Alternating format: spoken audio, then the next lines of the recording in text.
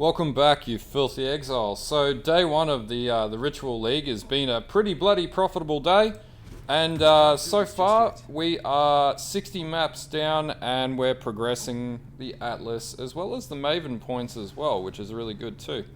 So, what build am I running? Well, you would have noticed in the description, it's a bleed bow Gladiator. So nice and tanky for right now. Pretty much an overall good build. Basically how it works is you shoot your arrows, your split arrows, and then that hits the enemies. Then they basically bleed to death because we have, how much bleed have we got here? We got 190% chance to inflict bleed, and we're doing about 100k, 104k dot right now with the split arrows alone, and about 300,000 with puncture. And basically you'll run two setups, one in your bow with puncher, and then one in your chest with bleed, split arrow. So anyway, for gearing, we're running pretty much a lion's eye glare. Everyone's sort of running this. It's about 10 to 14 chaos right now. If we check the POB, 12 chaos on average. Didn't match to any for some reason. Not sure what's going on there. Could be completely sold out. So anyway, you're running a lion's eye glare. The main reason why is this build is predicated on maximum physical damage and physical damage over time. So it hasn't got any bleed modifiers, but what it also means is that you are doing about 300k DPS. So I think was the DPS on this bow, so 309 DPS, which is pretty damn good. I'm running a drill neck mainly because arrows deal 50% increased damage when hits and ailments to targets they pierce. With hits and ailments to targets they pierce, which means bleed, I believe, gets an effect off this, plus flat physical damage to the bow, life, and attack speed's always good. Boots wise, I'm just running a shitty set of Goliath Greaves just for armor with a little bit of movement speed. I need a 30% roll, but that's definitely going to be coming off there soon. Belt, I'm just running a Stygian Vise. I did manage to get a Searching Eye that gives me physical damage to bows and 1% life regeneration while moving, which is good right now while I'm sustaining about T9 maps I'm up to. My gloves, I've got 10 physical damage, attack speed, cold and lightning resist, and 40 HP, and blades on hit tends to work really well for proccing that bleed as well. Now, my rings, again, physical damage to attacks, resistances, and life. Again, physical damage to attacks, mana regeneration, resistances, and life. Helmet, life, resistances, pretty much the real basic helmet right now. And I got lucky in a corrupted side area with a buddy of mine, and we had a 6-linked full ringmail drop. And that just happened to have the right links for this build. So that's what I'm running on this right now.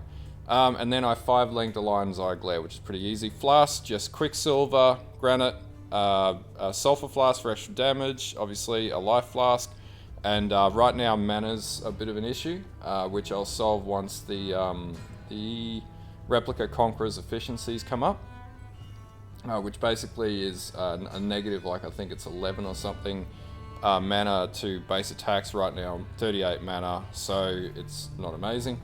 But it's, sustainable right now. You would have seen on the B-roll, so you can take bosses down and everything. Now, obviously, Puncher is a switch-out skill, so running Puncher on Q, running Split Arrow on right-click, just using dash. And I'll go through the gems now, but this is another big thing that you'll need to make this work. So, in my bow with my Puncher setup, I'm running Puncher, Deadly Ailments, Vicious Projectiles, Chance to Bleed, and Brutality. Brutality works because it doesn't have a requirement to be a physical attack or whatever, but what you'll find is melee physical damage doesn't work for obvious reasons. Both skills aren't melee. Now in the chest for the split arrow setup, so I've got split arrow, vicious projectiles, deadly ailments, fork support, and chain support, and brutality. Now you can switch out the fork support for chance to bleed. I sort of like the fork because you hit a lot more enemies and it's cooler.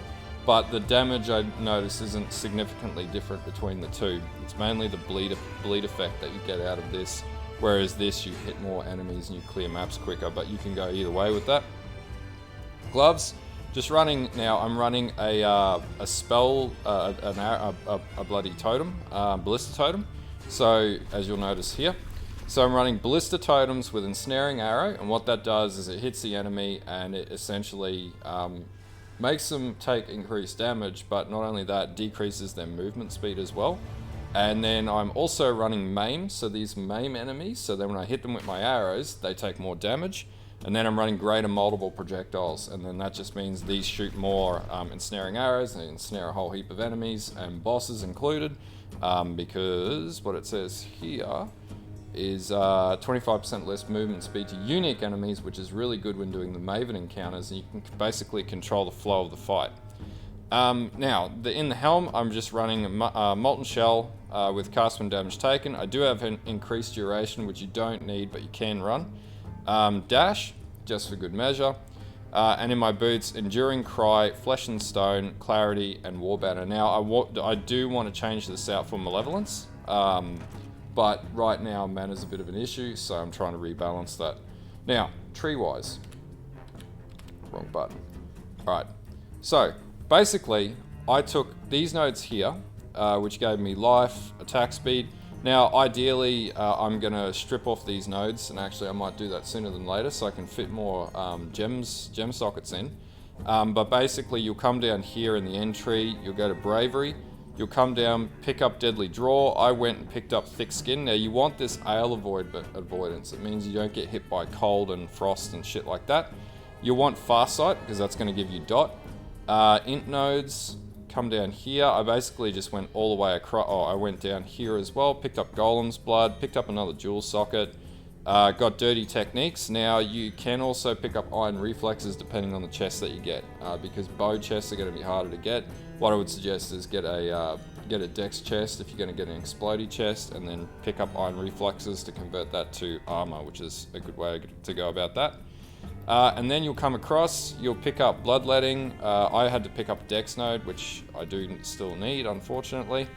Then I came down, picked up Solar Steel, Bloodless, moved up to Red Storm, Juggernaut, Razor's Edge, and then picked up Slaughter, Cleaving. You'll need this Jewel Socket, and I'll explain shortly.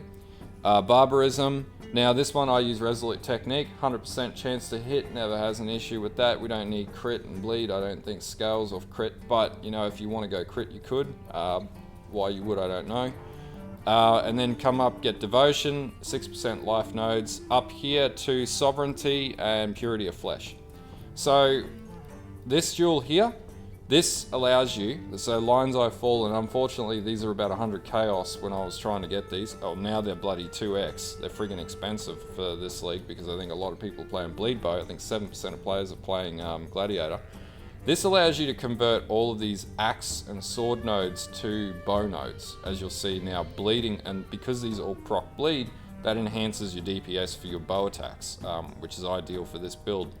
Now, coming back up, then you'll go to the left and you'll move to Heart of the Warrior. That's just going to give you more life and more strength.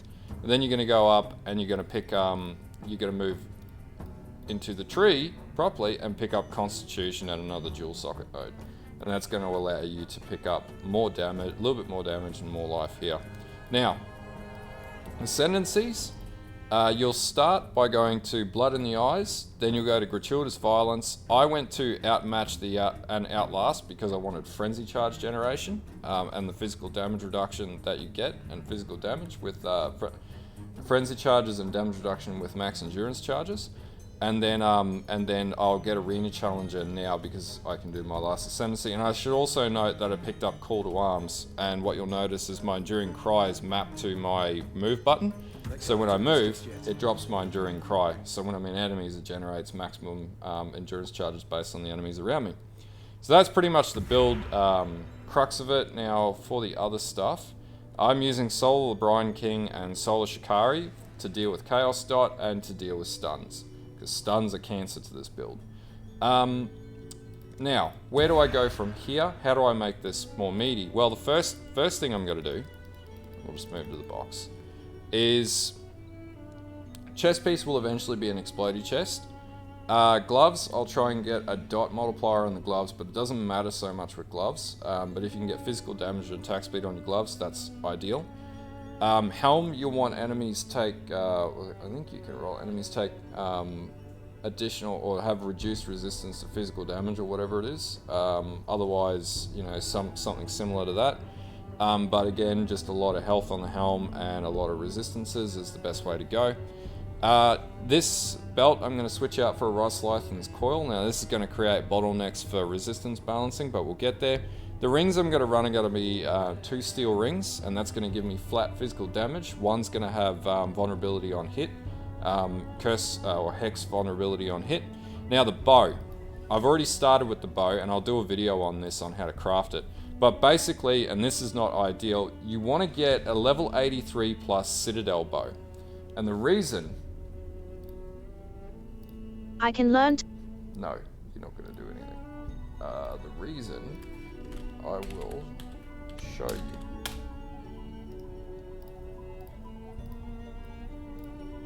So, the reason why is because we essentially want a specific craft on it, and it needs to be Elder for a reason. So, we're going to go level 83.